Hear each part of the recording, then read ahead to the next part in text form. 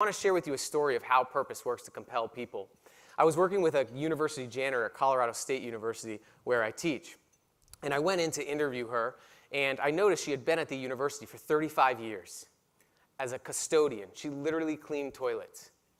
And what I noticed on her HR file was that she was a supervisor position. She went as high as you could go in the custodial field, and then she retired. And I saw a little dotted line, and then beneath that, I saw that she came back as an entry-level custodian again. So I go in being it was my first interview ever as a PhD student.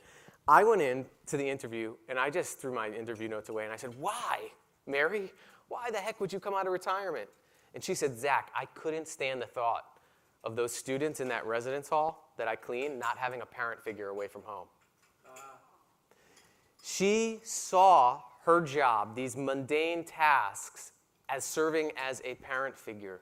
That was her purpose. It was such a powerful psychological force that it literally pulled her out of retirement. She kept that purpose central in every task that she did and the decisions that she made.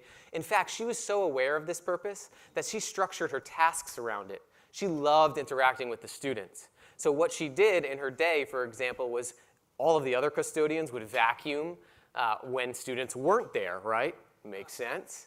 She decided that she was going to vacuum when all the students were leaving for class so she could talk to other people.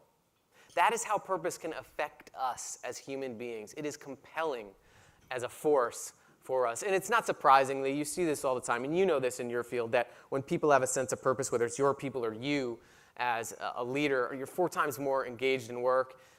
Number one factor in job satisfaction, 50% more likely to be promoted. The National Institutes of Health find that when we have a purpose in business, in our work, in our everyday lives, we live on average of 7 years longer. We have a 23% reduction in mortality rates. We're more likely to learn something new every day and more likely to be content in our work.